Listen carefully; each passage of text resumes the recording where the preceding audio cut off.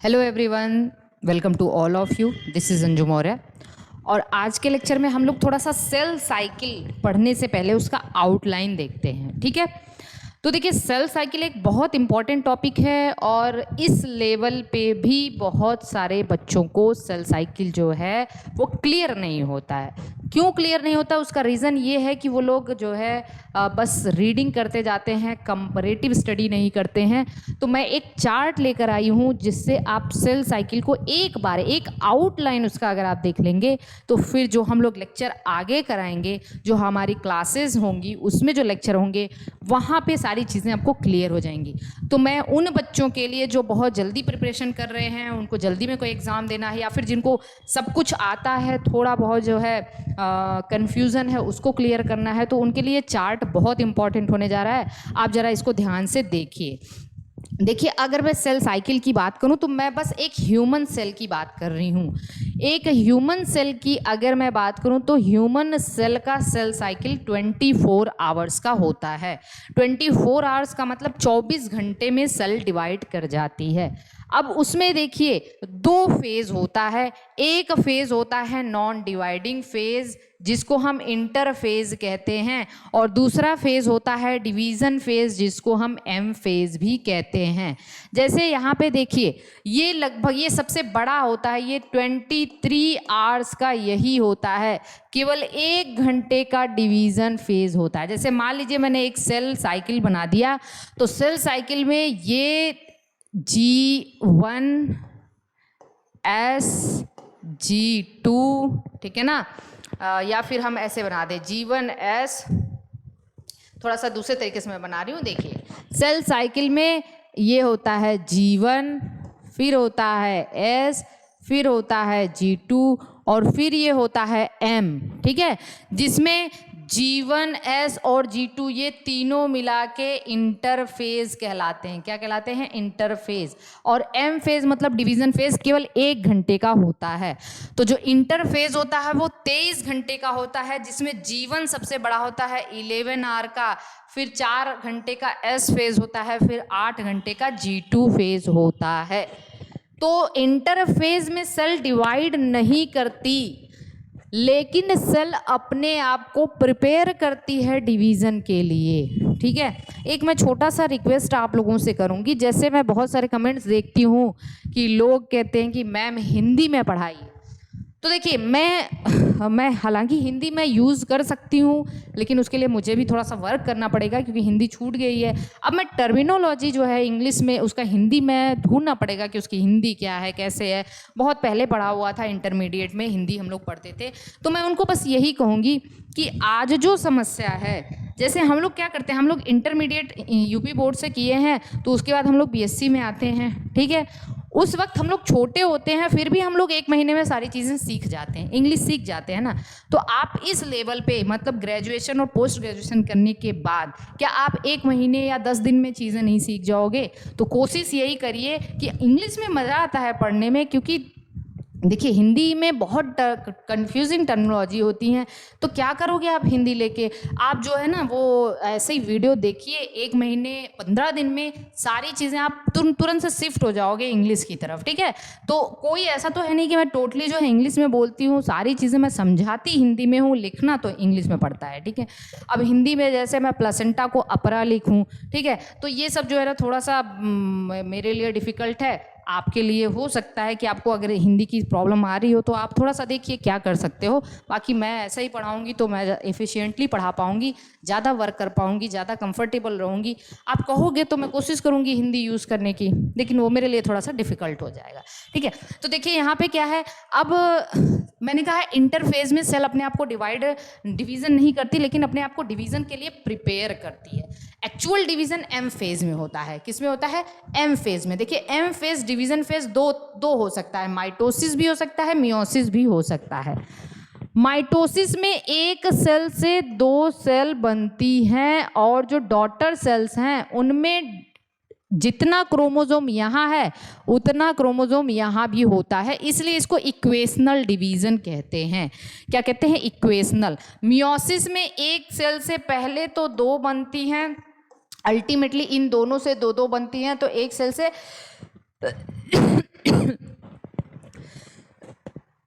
Sorry, एक cell से 4 cell बनती हैं, लेकिन जो चारों सेल लास्ट में बनती हैं उसमें क्रोमोसोम का नंबर हाफ हो जाता है। क्या हो जाता है? हाफ हो जाता है। पेरेंट जिसे इसमें 46 था तो यहाँ पे 23 23 23 हो जाएगी, इसलिए इसमें हाफ होने का मतलब रिडक्शन हो रहा है, कमी हो रही है। इसीलिए इसको रिडक्शनल डिवीजन भी कहते हैं।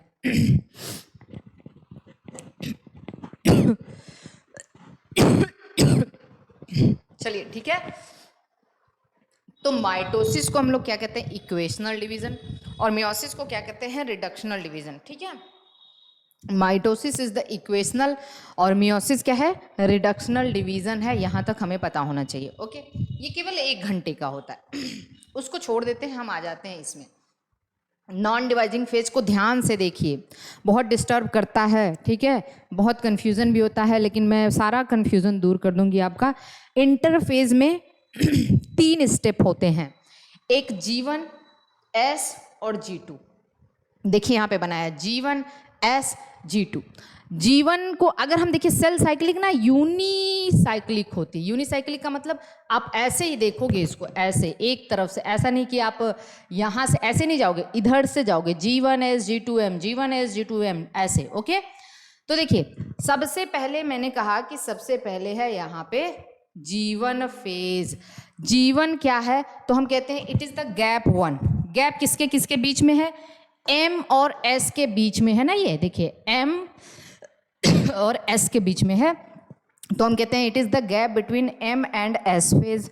ठीक है, इसको हम पोस्ट माइटोटिक कहते हैं, क्योंकि M के बाद आता है, सॉरी हाँ, M के बाद आता है ये, तो इसको हम पोस्ट माइटोटिक। अब आप ये नहीं कहोगे कि ये M से पहले आ रहा है, ये M के बाद आता है। हम यूनिसाइक्लिक बोले हैं ना, तो ऐसे चलोगे। इसको क्या कहते हैं? Post mitotic. कंफ्यूज नहीं होना, आप कहोगे अरे ये तो माइटोसिस से पहले। नहीं नहीं, ये माइटोसिस के बाद है, इसलिए देखो माइटोसिस से पहले ये है G2, तो G2 को हम प्री माइटोटिक कहेंगे। G2 को हम प्री माइटो, अब तो इसको पोस्ट माइटोटिक तो नहीं कह सकते। कंफ्यूजन यहाँ से देख के दूर कर लीजिएगा, क्वेश्चन पूछा जाता है। तो ये प्री माइटोटिक है, ये पोस्ट माइटोटिक है। ओके, तो देखिए ये पोस्ट माइटोटिक है, इसको हम प्री सिंथेटिक भी कहते हैं। Synthesis, S for synthesis, synthesis से पहले है, तो इसीलिए इसको हम प्री सिंथेटिक भी कहते हैं। ये सबसे लंबा है, 11 घंटे का है, 11 आवर का है। इसमें होता क्या है? All important enzyme and protein for the DNA replication. क्योंकि देखिए भाई, एस फेज में डीएनए का रेप्लिकेशन होता है। एस फेज में तो सबको पता है डीएनए का रेप्लिकेशन एस फेज में होता है। तो एस फेज में अगर डीएनए का रेप्लिकेशन हो रहा है, तो डीएनए रेप्लिकेशन के लिए जितने भी इंपॉर्टेंट एंजाइम्स और प्रोटीन होते हैं वो जीवन में बन जाते हैं। किस में बन जाते हैं? जीवन में बन जाते हैं। और आपको पता है सेल डिवीजन होना है तो एक सेल से 2 सेल बनेगी अगर, तो डीएनए रेप्लिकेशन के साथ साथ ऑर्गेनल्स का भी रेप्लिकेशन होगा। जितने भी मतलब माइटोकॉन्ड्रिया, प्लास्टिड, एंडोप्लाज्मिक सब भी तो डबल होंगे, सेंट्रियोल भी तो डबल होगा। तो जितने भी ऑर्गेनल्स हैं उनका डुप्लीकेशन भी जीवन फेज में होता है, except mitochondria and plastid and centriole. मेरी बात को ध्यान समझना, जितने भी क्या हैं सेल ऑर्गेनल्स हैं उनका डुप्लीकेशन, उनका डबलिंग जीवन फेज में होता है, except mitochondria and plastid. Mitochondria and plastid का डुप्लीकेशन G2 फेज में होता है और सेंट्रियोल का S फेज में होता है। डीएनए रेप्लिकेशन के साथ साथ सेंट्रियोल का S फेज में होता है। सेंट्रियोल एनिमल में होता है, प्लांट में नहीं होता है। तो देखिए यहाँ पे क्या हो रहा है, एक तो डीएनए रेप्लिकेशन के लिए जितने भी इंपॉर्टेंट एंजाइम चाहिए वो जीवन फेज में, दूसरा duplication of cell organelles except mitochondria and plastid. तो माइटोकॉन्ड्रिया और प्लास्टिड का डुप्लीकेशन यहाँ होता है, किसमें? G2 में। ये बहुत बहुत बहुत इंपॉर्टेंट है, पूछा जाता है बहुत सारे एग्जाम में। ठीक है, तो ये हो गया जीवन की कहानी। हम आते हैं एस फेज में। एस को सिंथेटिक फेज कहते हैं। Gap between G1 and G2, G1 और G2 के बीच का गैप है ना, देख लो यहाँ पे G1 एंड G2 के बीच का गैप है। और यहाँ पे रेप्लिकेशन होता है किसका? डीएनए और हिस्टोन प्रोटीन का और सेंट्रियोल का, सेंट्रियोल या सेंट्रियोसोम का। तो देखिए न्यूक्लियस में होता है, डीएनए और हिस्टोन प्रोटीन की सिंथेसिस न्यूक्लियस में होती है। डीएनए और हिस्टोन प्रोटीन की सिंथेसिस न्यूक्लियस में होती है। सेंट्रियोल की सिंथेसिस जो होता है साइटोप्लाज्म में होता है या साइटोसॉल में होता है, that is also very very important. तो देखिए सेंट्रियोल भी तो डुप्लीकेट करेगा, क्योंकि सेंट्रियोल नहीं रेप्लिकेट करेगा तो एक पोल पे इधर भी सेंट्रियोल होता है, दूसरे पोल पे भी सेंट्रियोल होता है। तो सेंट्रियोल का डुप्लीकेशन कहाँ होता है? एस फेज में होता है, लेकिन साइटोसॉल में होता है। डीएनए और हिस्टोन प्रोटीन का न्यूक्लियस में होता है। तो this is the S phase. चलिए G2 फेज को देखिए, कह रहा है gap between S and M, S and M, pre mitotic, ठीक है, पोस्ट सिंथेटिक, और क्या कहोगे इसको? Post synthetic. सिंथेसिस के बाद है तो पोस्ट सिंथेटिक।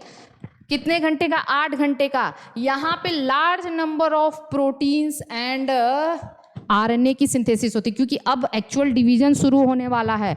अभी तक तो सेल अपने आप को डिवीजन के लिए प्रिपेयर कर रहे हैं, लेकिन एक्चुअल डिवीजन शुरू होगा तो कौन कौन सी प्रोटीन चाहिए? ट्यूबुलिन प्रोटीन चाहिए स्पिंडल फाइबर बनाने के लिए। तो बहुत बार सवाल पूछा जाता है कि स्पिंडल फाइबर जानते हो ना, ऐसे ऐसे क्रोमोसोम जो ऐसे होते हैं तो उनको जोड़ने के लिए क्या चाहिए? ट्यूबुलिन प्रोटीन चाहिए होती है ना, ऐसे माइक्रोट्यूब्यूल्स।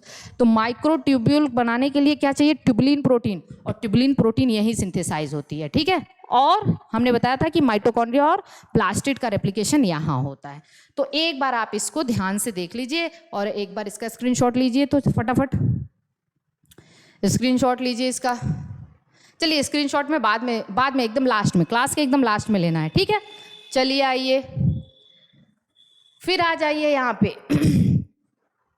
दूसरी चीज है यहाँ पे, अभी तक तो हम लोग आई फेज पढ़ रहे थे, अब हम पढ़ेंगे एम फेज, ठीक है। एम फेज देखते हैं भाई। एम फेज मतलब एक्चुअल डिवीजन। एम फेज में 2 तरीके का डिवीजन होगा। एक तो न्यूक्लियस, पहले तो न्यूक्लियस का डिवीजन होता है, फिर साइटोप्लाज्म का डिवीजन होता है। तो न्यूक्लियस के डिवीजन को कैरियोकाइनेसिस कहेंगे, साइटोप्लाज्म के डिवीजन को साइटोकाइनेसिस कहेंगे। अब देखिए न्यूक्लियस के डिवीजन में 4 स्टेज आती हैं, prophase, metaphase, anaphase, telophase. Prophase, metaphase, anaphase, telophase, ठीक है। पी मैट से याद रख लीजिएगा, P mat, okay. Prophase, anaphase, prophase, metaphase, anaphase, telophase, P mat. अब हम देखेंगे बाद में कि इनमें क्या क्या होता है। दूसरा, जब न्यूक्लियस डिवाइड कर जाता है तो होता है साइटोप्लाज्म डिवाइड करेगा। अब साइटोप्लाज्म डिवाइड करता है तो इसको भी हम लोग देख लेते हैं। साइटोप्लाज्म कैसे डिवाइड करता है? एनिमल में और प्लांट में। एनिमल में जो साइटोप्लाज्म डिवीजन होता है सेल फरो मेथड से होता है। जैसे मान लीजिए न्यूक्लियस डिवाइड हो गया, ये न्यूक्लियस दो न्यूक्लियस बन गया, अब यहाँ से साइटोप्लाज्म डिवीजन होगा तो ये प्लाज्मा मेम्ब्रेन अंदर की तरफ मुड़ना शुरू कर देती है, तो फिर इसको हम लोग कहते हैं सेल फरो। और ये अंदर की तरफ, बाहर से अंदर की तरफ डिवीजन हो रहा है तो इसको हम कहते हैं सेंट्रीपेटल। क्या कहते हैं? सेंट्रीपेटल। टुवर्ड्स द सेंटर को हम कहते हैं सेंट्रीपेटल, ओके। प्लांट्स में देखिए सेंट्रीफ्यूगल होता है। कैसे सेंट्रीफ्यूगल होता है ये ध्यान से समझना। सेंट्रीफ्यूगल देखिए, सेल प्लेट। अब देखिए प्लांट में क्या होता है, ये मान लीजिए प्लांट सेल है, न्यूक्लियस यहाँ डिवाइड कर गई, जो स्पिंडल फाइबर होते हैं थोड़े बहुत बचे रहते हैं यहाँ पे, इसको स्पिंडल फाइबर को कहते हैं फ्रैग्मोप्लास्ट। क्या कहते हैं? Phragmo. Remnants of remaining part of spindle fibre को फ्रैग्मोप्लास्ट कहते हैं। इसी पे गोल्जी बॉडी क्या है ना, वो कैल्शियम और मैग्नीशियम पेक्टेट डिपॉजिट करना, पेक्टिन का डिपॉजिट। पेक्टिन जानते हैं? मैं एक वीडियो में आपको पेक्टिन, सेलुलोज, हेमिसेलुलोज, इन सब के बारे में बताऊंगी। पेक्टिन को कहते हैं प्लांट सीमेंट। और एनिमल सीमेंट किसको कहते हैं आप जरा बताएंगे आप हमको? Hyaluronic acid. क्या किसको कहते हैं? Hyaluronic acid. हाइल्यूरोनिक एसिड कहाँ होता है? हमारे सिनोवियल फ्लूइड में होता है, जॉइंट्स में होता है, अम्बिलिकल कॉर्ड में होता है और बहुत जगह होता है हाइल्यूरोनिक एसिड। एग की बाहरी मेम्ब्रेन जो होती है उसमें होता है, तभी तो स्पर्म उसको पेनिट्रेट करता है तो हाइल्यूरोनाइडेज एंजाइम सिक्रीट करता है। तो hyaluronic acid is the animal cement, pectin is the plant cement. कभी मैं डेवलपमेंटल बायोलॉजी पढ़ाऊंगी तो आपको बताऊंगी। चलिए देखिए अब यहाँ पे क्या है, तो फिर यहाँ से ऐसे बाहर की तरफ सेल डिवीजन होता है। क्या होता है? बाहर की तरफ ऐसे ऐसे सेल प्लेट बनती जाती है, सेल प्लेट कहते हैं इसको। क्या कहते हैं? Cell plate. तो एनिमल में सेल फरो और प्लांट में सेल प्लेट मेथड। एनिमल में अंदर की तरफ सेंट्रीपिटल और प्लांट में अंदर से बाहर की तरफ, मतलब सेंट्रीफ्यूगल। क्या कहते हैं? सेंट्रीफ्यूगल। तो ये चीज़ आपको शायद अच्छे से समझ में आ गई होगी कि जो सेल डिवीज़न है, सेल डिवीज़न में कौन कौन से स्टेप होते हैं, G1, S, G2, ये सारी चीज़ें। तो यहाँ तक अगर चीज़ें समझ में आ गई हैं तो इसको आप लोग ज़रा ध्यान से समझ लेना। अब चलिए, अब इसको हम थोड़ा सा आगे मूव करते हैं, आ जाते हैं हम लोग माइटोसिस की तरफ। अब हम माइटोसिस देख लेते हैं। देखिए, ये वीडियो इतना इंपॉर्टेंट तो होगा कि यहाँ से आपके बहुत सारे क्वेश्चन सॉल्व हो जाएंगे, लेकिन इसको एकदम डिटेल में पढ़ने के लिए ये दूसरा लेक्चर मुझे लेना पड़ेगा। लेकिन अगर आपको थोड़ा बहुत सेल बायोलॉजी आता है, सेल डिवीज़न पढ़ते हैं, तो आपके लिए बहुत बहुत बहुत बेनिफिशियल वीडियो है। देखिए यहाँ पे माइटोसिस। अब हम माइटोसिस को अलग से देख लेते हैं। एनिमल में हम कहते हैं इसको एस्ट्रल माइटोसिस या सेंट्रिक, और प्लांट में एनेस्ट्रल कहते हैं। क्या कहते हैं? एनेस्ट्रल या एसेंट्रिक। अब आप कहोगे ये कौन सा नया सा क्वेश्चन पूछा गया? भाई क्वेश्चन पूछा गया है बहुत सारे कॉम्पिटिटिव एग्जाम में, क्योंकि एनिमल में सेंट्रियोल होता है ना, तो सेंट्रियोल है इसलिए एनिमल को सेंट्रिक माइटोसिस कहते हैं, लेकिन यहाँ पे सेंट्रियोल नहीं है, प्लांट में एसेंट्रिक कहते हैं। अब चलिए एस्ट्रल और नेस्ट्रल देख लेते हैं। देखिए, जब सेंट्रियोल होता है ना तो अपोजिट पोल पे ऐसे सेंट्रियोल होता है यहाँ पे, ठीक है, और यहाँ से कुछ रेज निकलती है सेंट्रियोल से, जिसको एस्टर रेज कहते हैं, ठीक है। तो दो एस्टर बन गया एनिमल में, तो इसीलिए एनिमल में इसको एस्ट्रल या एम्फी एस्ट्रल कहते हैं, क्योंकि दो एस्टर रेज बनती हैं सेंट्रियोल से, तो इसीलिए एस्ट्रल कहते हैं। प्लांट में जब सेंट्रियोल ही नहीं है तो एस्टर ही कहाँ से बनेगा, तो इसीलिए इसको एनेस्ट्रल कहते हैं, ये याद रखना, ठीक है। अब वही चीज़ है I phase M phase. I phase में G1, S, G2, G1 में S में क्या होना है, G2 में क्या होना है, ये सब हमें पता है। G1 में जो S में DNA रेप्लिकेशन, G2 में सब कुछ हम लोग पढ़ चुके हैं। अच्छा, एम फेज में देखिए कैरोकाइनेसिस, साइटोकाइनेसिस। अब याद रखना, साइटोकाइनेसिस भी हमें पता है कि एनिमल में सेल फरो मेथड और प्लांट में सेल प्लेट। इसको देख लेते हैं कैरियोकाइनेसिस। 4 स्टेप हैं कैरियोकाइनेसिस में, prophase, metaphase, anaphase, telophase. Prophase, P mat मैंने बताया है, prophase, metaphase, anaphase, telophase. Prophase में क्या क्या होता है एकदम ध्यान से देखिए। हाँ, अभी मैं डायग्रामेटिक नहीं पढ़ाऊंगी। अगर आपको डायग्राम पता है या अगर चीज़ें आपको डिटेल में पढ़नी होगी तो मैं दूसरा लेक्चर बताऊंगी। जब हमारी क्लासेस शुरू हो रही हैं तो हम लोग डिटेल में पढ़ेंगे, लेकिन कुछ पॉइंट कभी कभी उठा के पूछ देता है कि ये चीज़ कहाँ होती है, तो आप यहाँ से उसको बता सकते हो। देखिए, प्रोफेज में होता है कि सेंट्रियोल पहले अपोजिट पोल पे मूव करने लग जाते हैं। जैसे यहाँ पे देखो, सेंट्रियोल, एक सेंट्रियोल था, 2 सेंट्रियोल, क्योंकि सेंट्रियोल रेप्लिकेशन हो चुका था एस फेज में, तो एक इस पोल पे आ जाता है, एक इस पोल पे। तो सबसे पहला काम होता है सेंट्रियोल अपोजिट पोल पे मूव करते हैं, ठीक है। उसके बाद स्पिंडल फाइबर बनना शुरू होते हैं या स्पिंडल एपरेटस बनना शुरू होते हैं। मैं फाइबर और एपरेटस में भी अंतर बताऊंगी आपको। फाइबर होता है प्लांट में, एपरेटस होता है एनिमल में, ठीक है, वो मैं आगे आपको बताऊंगी।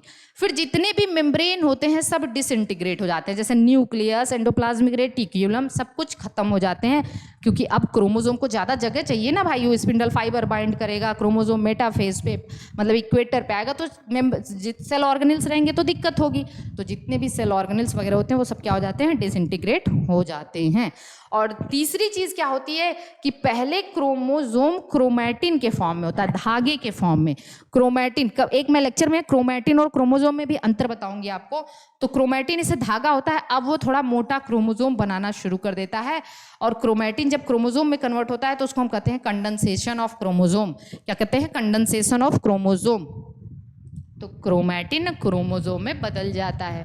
अब देखिए, प्रोफेज का प्रोफेज का अपोजिट होता है टीलोफेज।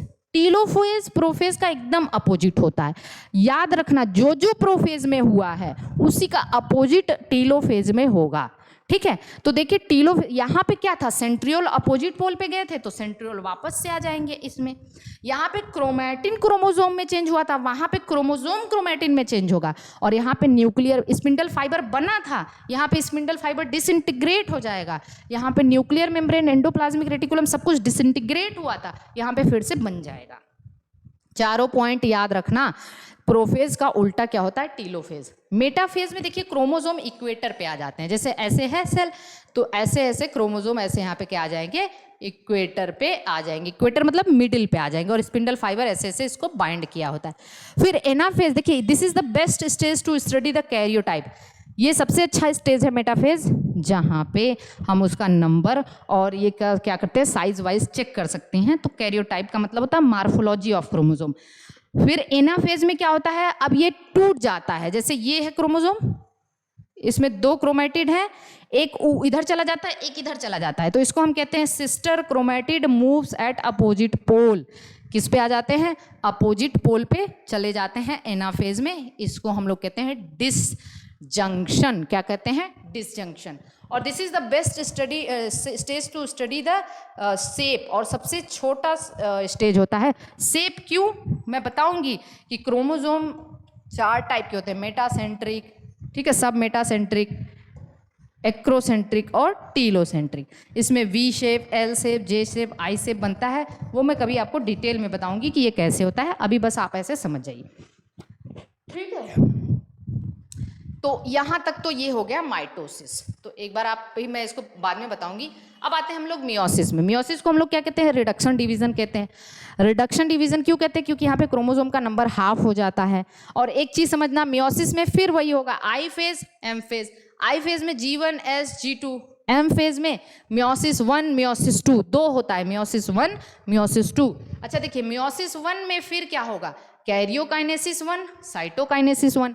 मियोसिस 2 में कैरियोकाइनेसिस 2, साइटोकाइनेसिस 2। अच्छा, जब मियोसिस 1 कंप्लीट हो जाता है और मियोसिस 2 शुरू होने वाला होता है, मतलब साइटोकाइनेसिस फर्स्ट खत्म हुआ और कैरियोकाइनेसिस सेकंड शुरू हुआ, तो इसके बीच एक गैप होता है, उसको हम कहते हैं इंटरकाइनेसिस। क्या कहते हैं?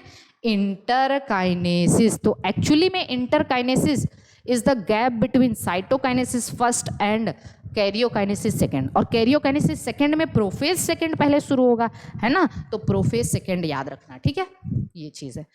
अब देखिए, कैरियोकाइनेसिस फर्स्ट में prophase first, metaphase first, anaphase first, telophase. हमें साइटोकाइनेसिस तो पढ़ना नहीं है, क्योंकि साइटोकाइनेसिस का मतलब साइटोप्लाज्म का डिवीजन, तो वो हम लोग पढ़ चुके हैं, एनिमल में कैसे होता है और प्लांट में कैसे होता है। प्रोफेज 1 सबसे लॉन्गेस्ट होता है और इसमें 5 स्टेज होते हैं। Stage 1 leptotene, zygotene, pachytene, diplotene और डाइकाइनेसिस। बहुत इंपॉर्टेंट है, यहाँ से हर साल सवाल आते हैं, और मतलब रेयरली ऐसा एग्जाम है जहाँ पे ऐसे क्वेश्चन नहीं आते।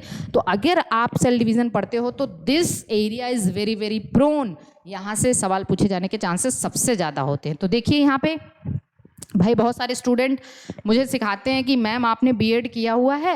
एक कमेंट में देख रही हूँ, तो मैम आपने बीएड किया हुआ है तो आपको पता होना चाहिए कि बोर्ड पे कैसे पढ़ाना है, आपको बोर्ड से हट जाना चाहिए। भाई, मैं बोर्ड से हट के, क्लास तो है नहीं कि आप लोग मुझे देख पाओगे, मैं बोर्ड से हट जाऊँगी और बोर्ड से हट के बोलूँगी ये मुझे सही नहीं लगता है। तो मैं कोशिश तो करती हूँ कि आप लोगों को दिखे और ज़्यादा से ज़्यादा आप लोग जो है पढ़ पाएँ, ठीक है। तो मैं टाइम भी देती हूँ। तो आप लोग देखिए भाई, ऐसे कमेंट से ना दिल दुखता है कि मैं कोशिश क्या कर रही हूँ कि आप लोग को पढ़ना कैसे है, आप लोग को क्या तैयारी करनी है, क्या करना है, लेकिन आप लोग तो कुछ भी कमेंट करते रह जाते हो, है ना। तो चलिए देखिए, खैर वैसे पॉजिटिव कमेंट्स के नंबर बहुत ज़्यादा हैं। आई एम रियली हैप्पी कि पॉजिटिव कमेंट्स मुझे ज़्यादा मिलते हैं। निगेटिव कमेंट एक आध कमेंट मैंने देखा हुआ है। किसी ने मुझे कहा कि आपके कॉन्सेप्ट क्लियर नहीं है, आप जो है क्वेश्चन गलत बताते हो। देखो भाई, मैं कल रात में, मेरी तबीयत 2-3 दिन से ख़राब है, मैं कल रात में दवा खाई, उसके बाद, क्योंकि पेपर तो आपका बहुत पहले ख़त्म हो चुका था, लेकिन फिर भी मेरी हिम्मत नहीं हो रही थी कि मैं पेपर सॉल्व कराऊं। मैं रात में दवा ववा खा के एकदम, मतलब जुबान उबान भी लड़खड़ा रही थी, एकदम अजीब सा शरीर हुआ था। फिर भी मैंने जो है रात के 12 साढ़े 11 बजे मैंने शूट किया था उस वक्त वीडियो, पेपर सॉल्व कराया था। तो ऐसा तो है नहीं कि मुझे 100% सवाल आ रहे हैं। कुछ मैंने बताया भी, मुझे डाउट है, क्योंकि लोअर बायोलॉजी में एडवांस क्वेश्चन भी पूछे गए थे कि इसमें क्या है, कैसे है। तो जो डाउट होते हैं मैं बता देती हूँ, और गलती तो हर इंसान से होती है ना। तो कॉन्सेप्ट क्लियर नहीं है, कॉन्सेप्ट जहाँ क्लियर नहीं है वहाँ उनका ही कॉन्सेप्ट क्लियर नहीं था, है ना। वो ऐसा सवाल मुझे बताए कि इस पर आपका कॉन्सेप्ट क्लियर नहीं, ऐसा नहीं है।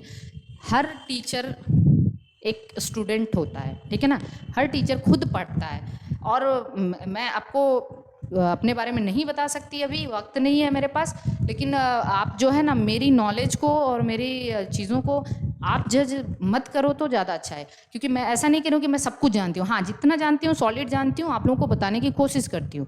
तो उनको लगता है कि हमारा कॉन्सेप्ट क्लियर नहीं है, ये नहीं है, वो नहीं है, तो ऐसी बात नहीं है भाई। मैं हर चीज़ कोशिश करती हूँ आपको एकदम अप टू डेट दिया जाए, एकदम जो है कि मतलब जो जितना ज़रूरी है उतना दिया जाए, ठीक है। तो ये मेरी कोशिश रहती है। हाँ, गलती में मुझसे कहीं हो जाती है तो आप बता दो मैम ये गलत है वो गलत है, तो मैं खुद इम्प्रूव कर ले जाऊँगी। लेकिन डायरेक्टली आप उंगली उठाओगे कि आपको पता नहीं है, आपके पास नॉलेज नहीं है, तो मुझे दुख होता है। क्योंकि ऐसा जो है, ऐसा नहीं है कि मैं मतलब मुझे कुछ नहीं आता है। मैं कोशिश करती हूँ कि आपकी हेल्प हो सके, मुझसे जितनी हो हेल्प हो सके मैं उतना करने की कोशिश करती हूँ। तो चलिए देखिए, प्रोफेज 1 में 5 स्टेज होते हैं: लेप्टोटिन, जाइगोटिन, पैकिटिन, डिप्लोटिन, डाइकाइनेसिस। ये बहुत इंपॉर्टेंट है। लेप्टोटिन में क्या होता है, एक स्टेज होता है बुके। कभी आ गया बुके स्टेज ना, तो आप इसको मार देना, बाद में मैं इसको बताऊंगी बुके स्टेज क्या। बुके मतलब जानते हो? बुके का मतलब होता है वो फूल, फ्लावर बास्केट नहीं होता है जो बुके देते हो आप लोग, फूल। तो इसमें होता क्या है, मैं थोड़ा सा बता दे रही हूँ कि ये न्यूक्लियर मेम्ब्रेन है।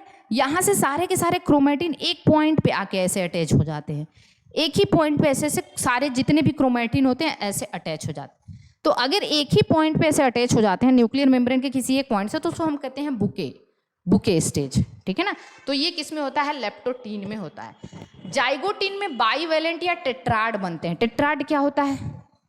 इस तरीके से एक, ठीक है, ये क्या है? एक तो होमोलोगस क्रोमोसोम है, एक और होमोलोगस क्रोमोसोम यहाँ पे आके एक दूसरे से बाइंड हो जाते हैं सिनेप्टोनिमल कॉम्प्लेक्स से। तो इसी को हम कहते हैं बाईवेलेंट या टेट्राड। टेट्राड में देखो 2 क्रोमोसोम है, 1 2 3 4 सिस्टर क्रोमेटिड है, 2 सेंट्रोमियर है। तो इस तरीके से इसको हम बाईवेलेंट कहते हैं। और यहीं पे सिनेप्टोनिमल कॉम्प्लेक्स फॉर्मेशन होता है। क्या होता है? तो ये सवाल आ जाए, इस तरीके से आ जाए तो आप इसको लगा देना। पैकिटिन में क्रॉसिंग ओवर होता है या रिकॉम्बिनेशन होता है, ये लगा देना, ठीक है। डिप्लोटीन में सिनेप्टोनिमल कॉम्प्लेक्स अब धीरे धीरे डिजॉल्व होने लगते हैं, और कियाज्मेटा का जहां क्रॉसिंग ओवर हुआ रहता है ना, वहां पे कियाज्मेटा का फॉर्मेशन एक्स लाइक स्ट्रक्चर हो जाता है, उसको हम कहते हैं कियाज्मेटा। तो ये क्वेश्चन आए तो ऐसे लगा देना। डाइकाइनेसिस सबसे अंतिम स्टेज, इसमें टर्मिनलाइजेशन ऑफ कियाज्मेटा होता है। और क्योंकि ये प्रोफेज का सबसे अंतिम स्टेज है, तो प्रोफेज के सबसे लास्ट में क्या होता है? प्रोफेज में क्या होता है? प्रोफेज में सेंट्रियोल अपोजिट पोल पे चले जाते हैं, स्पिंडल फाइबर का फॉर्मेशन होता है। इसके बाद और क्या होता है? क्रोमेटिन क्रोमोसोम में चेंज होता है। और क्या होता है? न्यूक्लियर मेम्ब्रेन और सारे ऑर्गेनेल्स डिसइंटीग्रेट हो जाते हैं। तो सब इसमें होगा। देखो, टर्मिनलाइजेशन, अगर टर्मिनलाइजेशन टर्म दे दिया तो आपको बिना सोचे समझे ये मार देना है, डाइकाइनेसिस। और सारे के सारे डिसइंटीग्रेट हो जाते हैं, सेंट्रियोल अपोजिट पोल पे मूव कर जाता है, क्रोमेटिन क्रोमोसोम में चेंज हो जाता है, स्पिंडल फाइबर बनने लगता है यहाँ पे, क्योंकि अब जो है स्पिंडल फाइबर से क्रोमोसोम बाइंड करके मेटाफेज में हो जाएंगे। तो देखो, अब आता है हमारा मेटाफेज 1। तो ये तो था प्रोफेज 1। अब हम देखते हैं मेटाफेज 1 में बाईवेलेंट इक्वेटर पे आ जाते हैं। बाईवेलेंट का मतलब ये टेट्राड ऐसे ऐसे करके ना इक्वेटर पे आ जाएंगे भाई, मतलब 2 क्रोमोसोम एक साथ होगा, 4 सिस्टर क्रोमेटिन, ये टेट्राड इक्वेटर पे आ जाएंगे ऐसे करके, जुड़े हैं, एक जगह से जुड़े रहते हैं, ठीक है, एक जगह से जुड़े रहते हैं। फिर देखो, एनाफेज 1 में होमोलोगस क्रोमोसोम सेपरेट होते हैं। एक होमोलोगस यहाँ आएगा, एक इधर आ जाएगा, एक इधर आ जाएगा, एक इधर आ जाएगा। और एनाफेज 2 में सिस्टर क्रोमेटिड सेपरेट होते हैं, क्योंकि देखो एनाफेज 1 के बाद ऐसा स्टेज आता है ना, एक होमोलोगस क्रोमोसोम इधर है, एक होमोलोगस क्रोमोसोम इधर है। तो ये एनाफेज 1 के बाद की स्टेज है। फिर क्या होता है, जब एनाफेज 2 आएगा तो उससे पहले मेटाफेज 2 आएगा। तो मेटाफेज 2 में ये इक्वेटर पे आ जाएगा, है ना। फिर सिस्टर क्रोमेटिड अपोजिट पोल पे जाएंगे। तो देखो, एनाफेज 1 में क्या होता है? होमोलोगस क्रोमोसोम अपोजिट पोल पे जाते हैं। एनाफेज 2 में सिस्टर क्रोमेटिड अपोजिट पोल पे जाते हैं। और टीलोफेज में फिर वो प्रोफेज का अपोजिट है। प्रोफेज 2, मेटाफेज 2 में क्या होता है? होमोलोगस इक्वेटर पे आए, देखो यहाँ पे। और एनाफेज 2 में क्या होता है? सिस्टर क्रोमेटिड अपोजिट पोल पे आ जाते हैं। तो इस तरीके से आप इस वीडियो को देखेंगे ना, तो बहुत सारे डाउट्स आपके जो है क्लियर हो जाएंगे। एक बार देखिए, मैं पूरा कोशिश कर रही हूँ कि मैं आपको एकदम स्टार्टिंग से बताऊं, स्क्रीनशॉट लेने का टाइम दूं। सेल साइकिल देखो, ले लो स्क्रीनशॉट, लो वहां तक, डिवीजन फेज तक लो, डिवीजन फेज तक स्क्रीनशॉट लेते जाओ। और लिखना है, पढ़ना ऐसा नहीं कि बस खाली जो है एक बार स्क्रीनशॉट ले लिया तो फिर पढ़े नहीं इसको, ठीक है। अब देखो, इसको एक बार और पूरा का पूरा ले लो, ठीक है। आई फेज को पूरा ले लो आप स्क्रीनशॉट, ठीक है। चलो फिर उसके बाद आ जाते हैं कैरियोकाइनेसिस और साइटोकाइनेसिस में, एम फेज में आ जाते हैं, एम फेज में आ जाते हैं, ओके। या पढ़ते टाइम भी आप स्क्रीनशॉट ले, मतलब पढ़ते टाइम भी आप नोट करते रहा करिए, जितना मैंने बताया उतना नोट करके पॉज कर दिया करिए। नोट करके अगर आप पॉज कर देंगे तो चीज़ें आसान हो जाएंगी, ठीक है। फिर देखो यहाँ पे साइटोकाइनेसिस, मतलब इसमें एनिमल में कैसा होता है, प्लांट में कैसा होता है, इसको कर लो आप। फिर माइटोसिस देख लो, माइटोसिस क्या है भाई, astral anastral, I phase M phase, इसको ले लो आप। इसमें कैरियोकाइनेसिस कैसा होता है ये देख लो, प्रोफेज, मेटाफेज, ये सब क्या होता है ये देख लो जरा, नोट कर लेना है, ठीक है। फिर आप देखना यहाँ पे, इसको पूरा नोट कर लो, जो बचा कुचा था वो पूरा नोट कर लो आप।